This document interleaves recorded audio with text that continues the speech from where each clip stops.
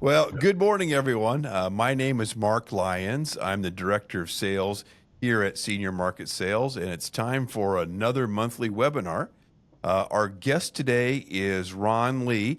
He's the Vice President of Advanced Markets and Brokerage Field Relations over there at Mutual of Omaha. So welcome, Ron. Yeah, thanks for having me, Mark. Oh, absolutely. And we're going to talk about buy-sells today, or buy-sell agreements. I think this is going to be a very interesting topic. Just so you know, Ron and I have a long history together. We've known each other for probably 30 years or so, and we used to work together.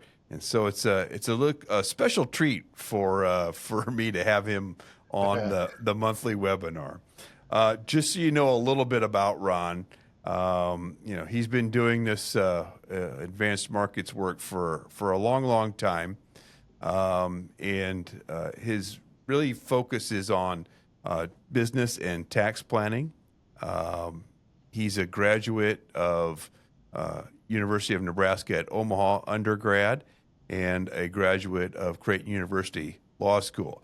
Now, this video is being recorded 1 week prior to its airing. So Ron's got a big day ahead of him because both his schools are in the first round of the NCAA tournament today.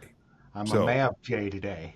So we by the time you watch this, everyone will know whether those teams have actually lost and been eliminated from play. So, but good luck. Good luck. Thank you. And Ron's been really involved in the community for advanced planning. He's involved with the Society of Financial Services Professionals, which is now a part of NAFA. So he's a NAFA member. He's also involved in the Omaha State Planning Council, and has also been the chair of LIMRA's Advanced Sales Committee. So, what are we going to hear today, Ron? Mark, we're going to talk about buy-sell agreements as we go through today. But one thing, if you could define special treat and make sure I get a copy of this recording so that I can tell everybody that you said that would be great. Yes, absolutely. You will get a definition for special treat because it's completely different from any other webinar. From what one might expect from special treat. Sure. Yes. Okay.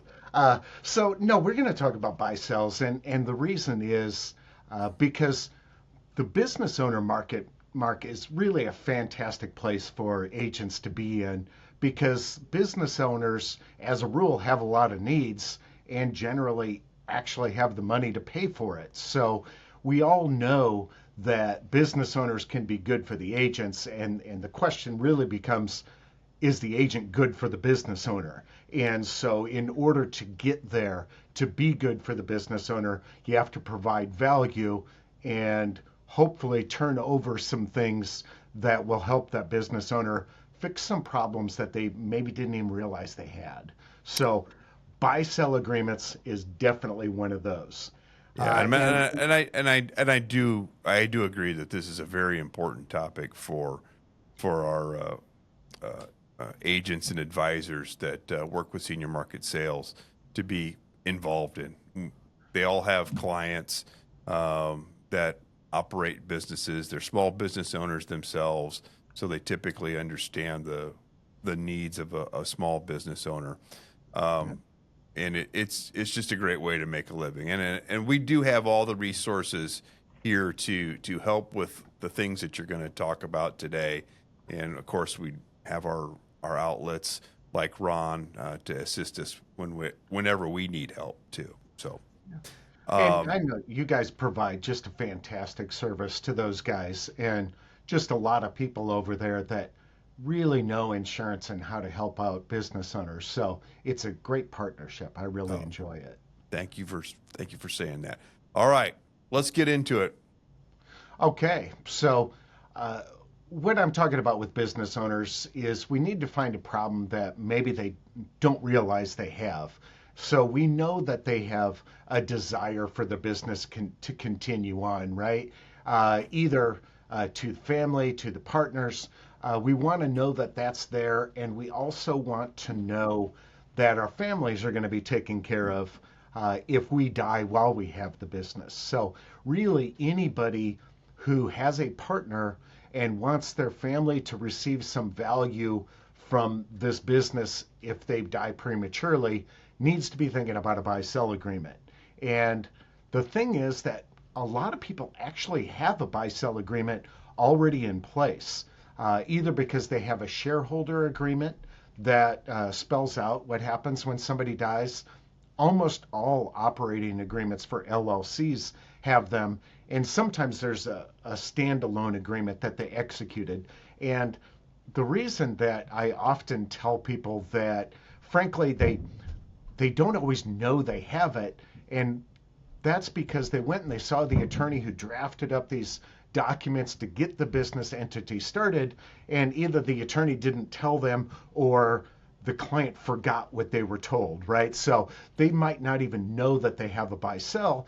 The great thing is that if you find out that they have an LLC operating agreement, then you can look in there and find out they already have it.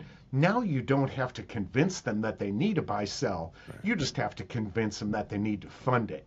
So you can ask the question and say, do you have a buy-sell? If they say, yes, it's in my operating agreement, then you can say, well, how is it funded?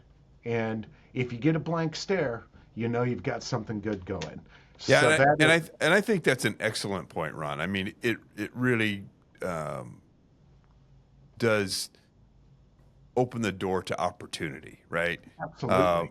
Most small business owners that our advisors know probably do have LLCs as opposed to some shareholder agreement, and that buy-sell is in there, the operating documents, whether they know it or not.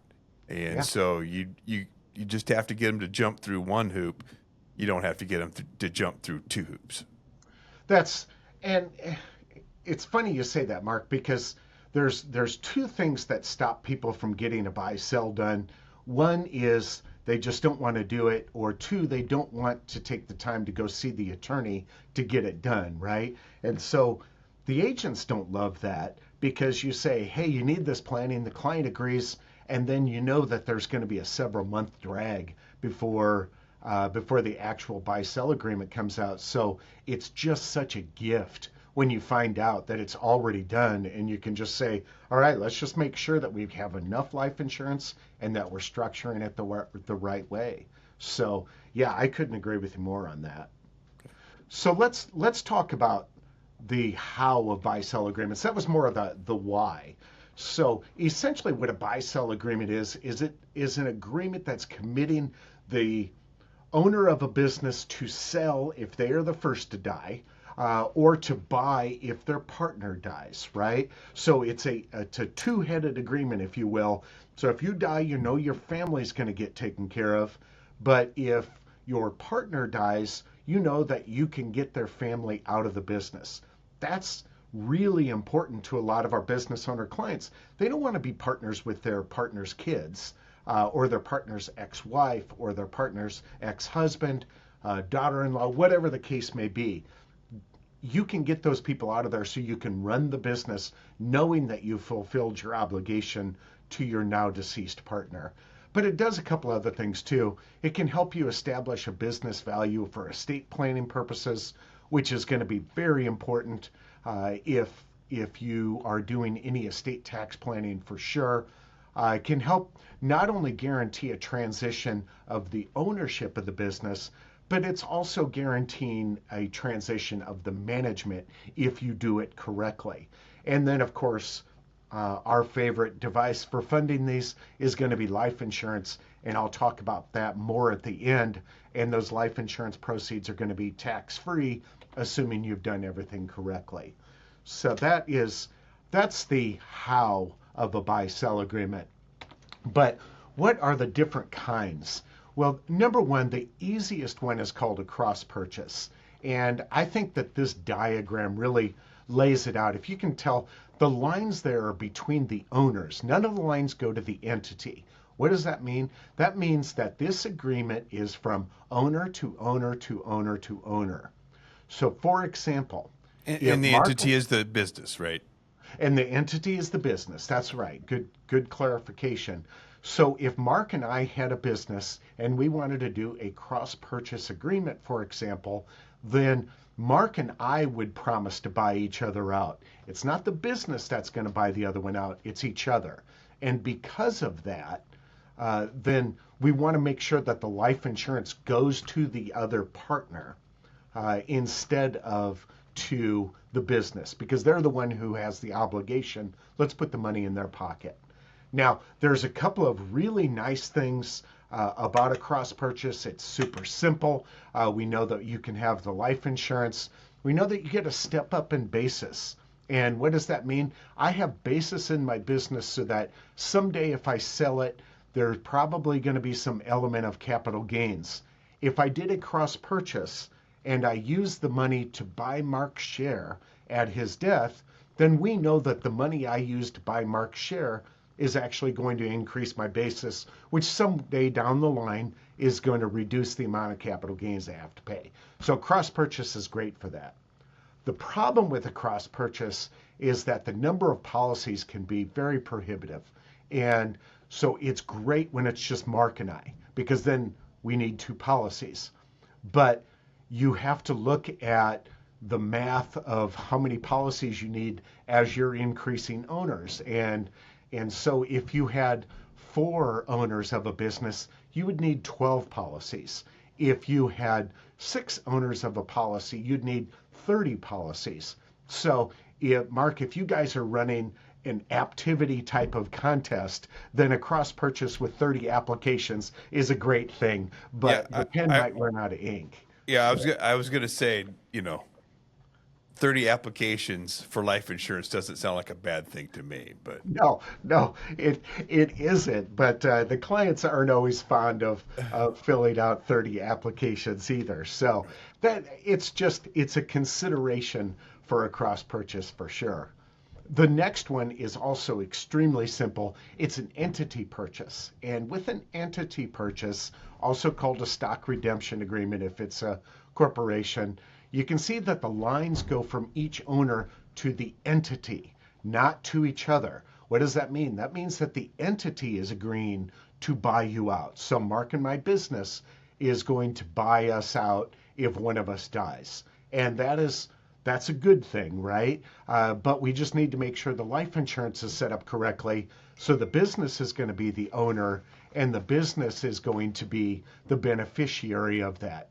Now, you do have to be a little bit careful here that the death benefit remains tax-free. So you have to comply with 101J. And what is 101J? We could do a whole session on 101J for sure. It's the notice and consent requirement. It says that if an employer owns a policy on an employee, that you have to give them notice, a very specific set of notices. And you have to get their consent to get in the insurance. And this is not just insurance company nonsense, right? Sometimes we put things in and make requirements and things like this. This is the IRS's requirement. If you don't do this, and you should have, the death benefit proceeds are taxable, income taxable. And that's a problem. So when people call and say, I don't think I really need to do that, I say, maybe not. But if you're on the bubble of whether you should get this or not, well, if you get it signed and you didn't need it, no harm done. But if you didn't get it signed and you did need it, your client's going to pay taxes on those death benefit proceeds, and that is not worth it. So when in doubt, get a notice and consent. So I'm assuming that when our advisors are going through this process and we've selected Mutual of Omaha as the company we're going to get the life insurance, you will help us with this part. You'll Absolutely. provide the document that needs to be signed. We're not out on our own. No, 100%. And every insurance company will deal with this a little bit differently. But what we've done is it's an underwriting requirement. And so underwriting will say, you need to send us this acknowledgement. And we have set up an acknowledgement that says, okay, business owner, you may have this obligation, but it's up to you to decide. But frankly, we'll also give you a sample. So if you want to give that sample to the other advisors, then you're absolutely free to do that, because it's not a terribly difficult notice and consent, or consent to get, and that's why we provided that. But with any luck, underwriting will catch that and will say, "Oh no, we need to have that acknowledgement," and then you put your clients on notice. So good catch on that. Then, of course, when the life insurance does get paid out, then the company itself is going to use the death benefit proceeds to buy out whichever one of us happens to die first. Now, that step up in basis thing I told you about on the last side, if you have a C corporation, you don't get that here. So you have to be really careful that you don't necessarily recommend an entity purchase if you're talking about a C corporation. It's not really as much of a problem with S corps or LLCs that are taxed like S corps or partnerships, but with a C corporation, you don't get that step up in basis. So if I die first and Mark later sells the business, he's not getting that boost to basis that we were hoping for. So now, a lot of people who are listening to this, Mark, everybody last year was just going crazy over this Connolly versus United States thing. So everybody on the call right now might be saying, "Ron, why are you even talking about an entity purchase buy sell?" And the reason is because it's important that we don't necessarily shut this down. We still have to let the attorney decide what the right form of the business or buy sell is. And so here's what happened in Conley. I'll just cover this really briefly. We had an entity owned life insurance policy. It was actually a wait and see arrangement, but they set up the life insurance to be owned by the business. And the IRS said the value of the death benefit is going to be included in the business value for estate tax purposes. So that's a huge problem. Let's say that Mark and I have a $1 million business. And in that $1 million business, we're both expecting that when we die, that $500,000 is going to be included in our estate when the first of us dies. What the Supreme Court said was, if Mark and Ron's business owns a $500,000 policy and Ron dies, then the business isn't worth $1 million, it's worth $1.5 million. And because of that, instead of me including $500,000 in my estate, I'm now including $750,000 in my estate, because that's half of 1.5 million. Now that, obviously, if you don't have an estate tax, that part's not a huge problem. But the fact that you might have to pay estate taxes on $750,000 when the business only has to pay me $500,000, that's not giving my family what I thought it was going to get. So you might say, all right, well, I don't have anybody who has that problem, and you still have to be careful because some of these buy-sell agreements might impact the value that the business has to pay. Again, my advice to everybody on this call is, it's good to know the difference between a cross purchase and an entity purchase and all those things, but your goal out there is to disturb people into taking an action and not figuring out which is the right method to use here. So disturb people into action, get them to make a buy-sell with the attorney, and then fund it. Or if they already have the buy-sell, just make sure that the insurance is coordinated with the obligations of that buy-sell. You don't have to pick whether they should do an entity purchase or not. So just get people started down the path. Do you agree with that, Mark? Yeah, I mean, that's very good advice. I think sometimes we do, particularly those of us who are kind of in this role, get a little hung up on, the structure, and we think that things need to be changed, and that's really the job for the attorney and the other advisors that are working with the business owner. We can give our 2 cents, but it may be welcomed and it may not be welcomed, but we're really trying to fulfill a need and fulfill that need in the correct fashion. That's absolutely right. And when it comes to stuff like this, I mean, there's a lot of discretion that the attorney is going to have to use on figuring out the buy sell that has to do with a lot more things than just the insurance. So if everybody respects their role, if the attorney will respect the role of the insurance agent to say, okay, you're the one who's the expert on the insurance, then everybody on the call should also respect the attorney's ability to decide how to set up the buy sell agreement. Hey, so, Ron, have you ever met an attorney that didn't think they knew everything? Well, there's you and me, but other than that, no. That is the great thing about taking the bar exam, Mark, that you're granted unlimited knowledge. So omnipotence is wonderful. But now, so this I don't want everybody to sweat this too much. Let the attorneys decide, but it can have a negative impact, and certainly people are asking about it, so I just didn't feel like we could ignore it today. What are the other types of buy sells? Well, we have one called a wait and see. Wait and see is the best of all worlds. Basically, you set up the life insurance like a cross purchase, so Mark owns the policy on me, I own the policy on Mark, but when one of us dies, the remaining owner says, well, where should I take the money from? If I have a lot of money sitting in the business, maybe I want to use that to buy out Mark, right? Or if there isn't enough money in the business, then I can use the life insurance proceeds and buy him out myself. Now, that's wonderful flexibility. It manages all those issues like Connolly, for example, because hopefully we'll have some clarity before then, but it doesn't put the life insurance into the business itself. Really, really important that we do that. And it's a really wonderful way of going about it. And then something that has really caught fire in the last 10 years is an insurance-only LLC, which sounds really difficult, and it's not conceptually. Basically, all you're doing is you're saying that, hey, we wanted to do a cross purchase, but we had 10 owners, and with 10 owners, we didn't want to do 90 policies for a cross purchase. So let's set up an insurance-only LLC, which means that I'm setting up a business that's separate from our operating business.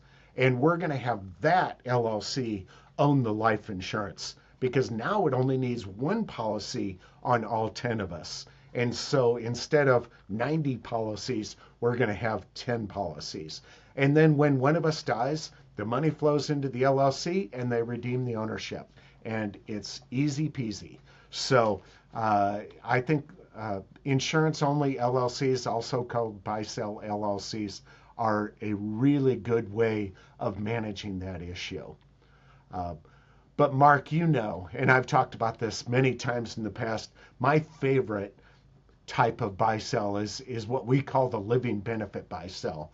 And the living benefit buy-sell is where a business owner buys a policy on themselves and they just name their partners as collateral assignees. So I would buy the policy that suits my needs, and I would collaterally assign to Mark the amount needed to execute this buy-sell agreement, and then my family is going to get the rest, or whomever I want to get the rest, right? So it's a maximum amount of flexibility.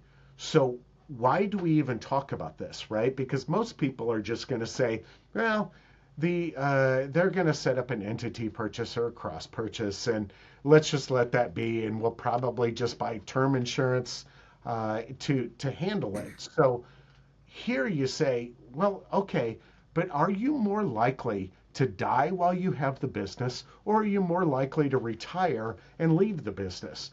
And if the answer is that you hope to retire from the business someday, well, then maybe you need the life insurance for some other reason in addition to just managing this buy-sell agreement. So we could set up a policy to build tax-advantaged income. We could set up a policy that is death benefit oriented, for example, and so there'd be enough death benefit between the buy-sell agreement and my personal needs to handle both. So that is the real benefit of doing it. Why can't we do this with a regular buy-sell agreement? Well, sometimes I might just not want Mark to own a life insurance policy on my life. He looks at me a little funny every now and then. So I do my best to not let Mark own life insurance on me. Or if I'm older and sicker than Mark, so especially if there's 25 years difference between us, then he doesn't want to pay the much higher premiums for the life insurance that it would take to fund this buy sell, because he's young and healthy, I'm old and sick, and that means that the life insurance costs a completely different amount. Again, you wouldn't have had any incentive to buy a cash building policy if you were just going to have to give that policy to your partner at the end. Why wouldn't you just do a term policy? So we want to be able to own it. And then, of course, if we did a cash building policy and our business owned it, eventually it's got to transfer it out. And there might be a big taxable event at that point, depending on the business form and so forth. So that's why we can't do a regular buy-sell to handle those particular concerns. And we hear those concerns from business owners all the time. They have all sorts of objections.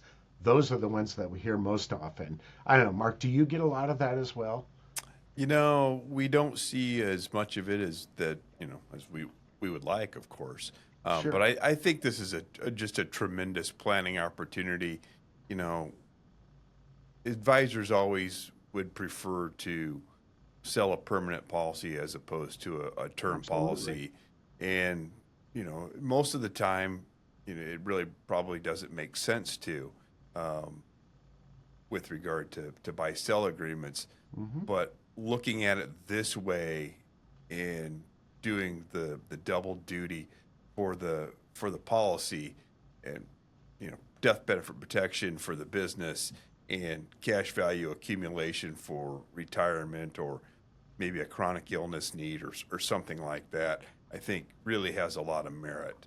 And if you can bring that conversation up, maybe they won't decide to do, one policy to do the double duty. Maybe they'll decide to do the two policies and, and then structure them with the ownership in a more of a traditional fashion. So, right. Yeah, and that's fine. Again, back to my original comment, I love this particular form of a buy-sell agreement.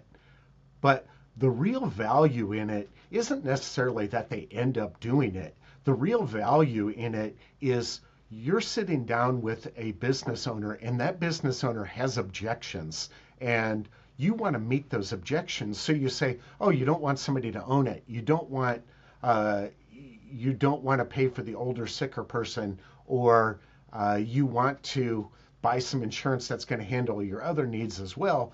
Then you can do it. And Mark, to your point, if they end up saying, oh, I love that idea, and they go down and they see the attorney, and the attorney says, no, we're going to do a cross purchase. Well, we don't care, right? Then we say they got their legal advice. Now we're going to buy the life insurance to fund the cross purchase. So it has huge value from a meeting objections type of situation, even if the client doesn't end up ultimately doing it. So now, the great thing about this, of course, and the advisors provided their value at this point, which and the advisor has provided important. the value 100%. That's it. You disturbed them. You gave them enough knowledge for them to know that they have a problem and that there is a solution out there. That's some clients don't know they have a problem. Some clients have a problem and don't think it's as bad or don't think that there's a solution. And once you show them that there is a solution, that's a huge service for them. I mean, it really is. And they'll become your client for life if you can help them solve problems that they don't even realize they have. But with this living benefit buy-sell, the cool thing here is, let's say I want long-term care coverage. So I want to put a long-term care rider on my policy.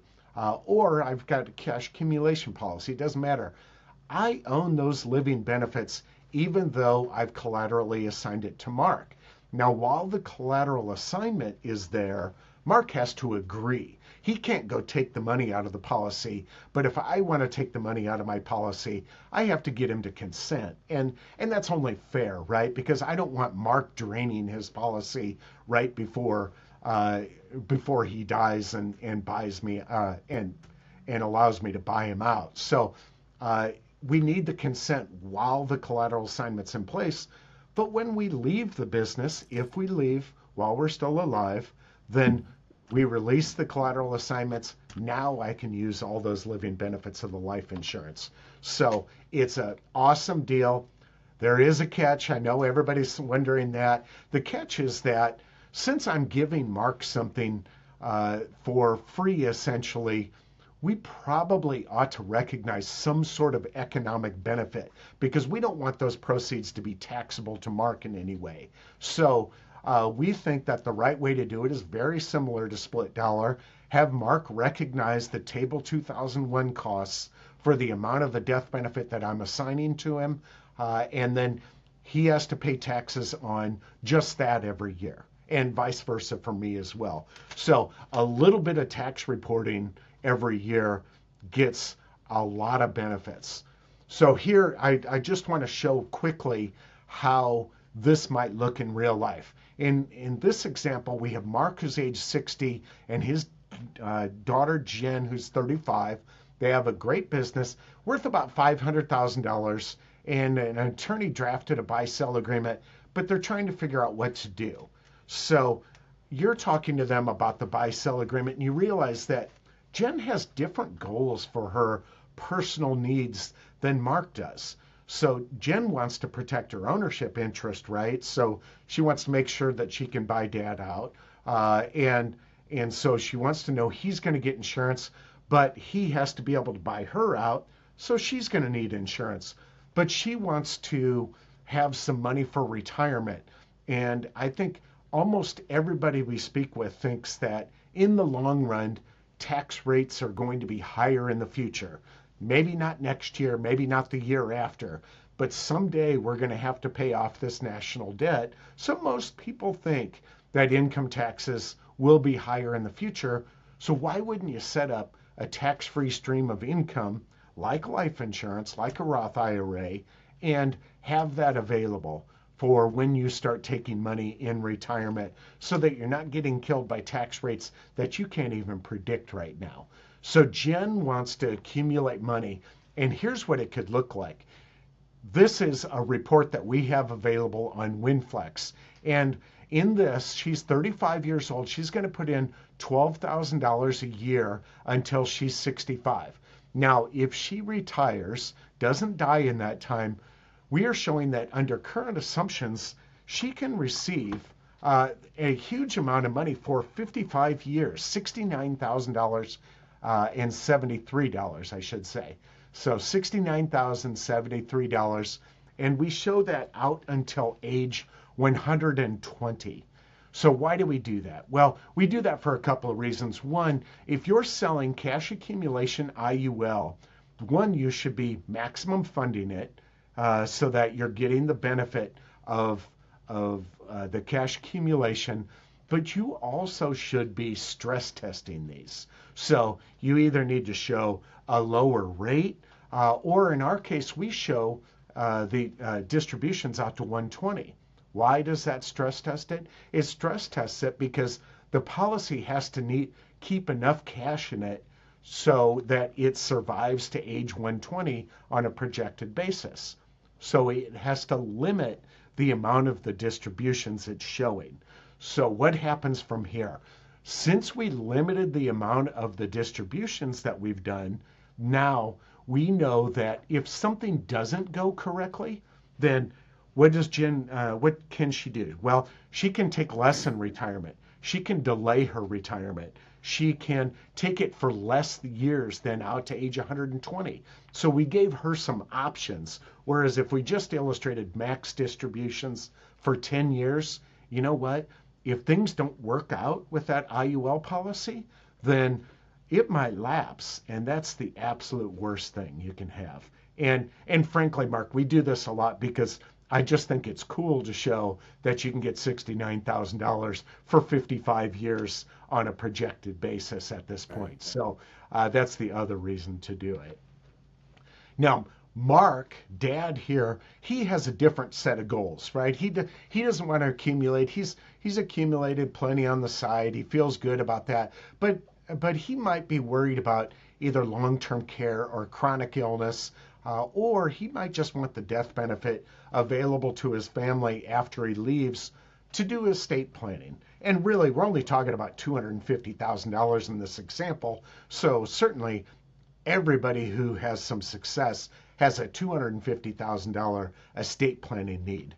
And so this is a great tool that we have on WinFlex. And I want to take a few minutes to show why this is a great tool for buy-sell funding. Because what this does is it helps the client understand how they can fund the buy-sell and why life insurance is great. So number one, when we tell people that they should think about life insurance, they say, well, I'll just pay cash. And the response to that ought to be, well, does Jen have $250,000 in her checking account now? And if the answer is no, then what makes you think that Jen's going to have $250,000 in her bank account when it's time to buy Mark out? And I think that's a very reasonable thing. Plus, there's no leverage in paying $1 for $1's worth of value, right? So if I buy this out for $250,000 and I pay you $250,000, I haven't leveraged it at all. I haven't no negative leverage, but there's no leverage. But what about a loan? Well, I'll just borrow money. But the problem with borrowing money is we don't know what the rates are going to be in the future, and we don't know if Jen is going to be creditworthy when that time comes. But let's say she could get a 10-year loan and she paid 6% interest. Well, for that, if he dies in 10 years, then she's going to pay $333,000 for that business interest, which means that every dollar that she is getting a value, she's going to pay $1.33 for. Then, okay, all right, well, you're right. I don't want to borrow the money. I'm going to set aside a little money. And I think that's funny because everybody who thinks they're going to set up a sinking fund, nobody sets up a sinking fund, right? They say they're going to do it, but let's just pretend like they're actually going to put $1,600 a month away for the next 10 years and get 5% interest. It still costs $192,000, so less than $1. So it's better than paying cash, but chances are they never actually did it, right? And frankly, what if Mark dies next month? Then she has $1,600 that is available to satisfy this $250,000 obligation. But if she just used life insurance, not only do we have the money if Mark dies in 5 years, 5 days, or 30 years, we don't care, right? We know that that amount of life insurance is there.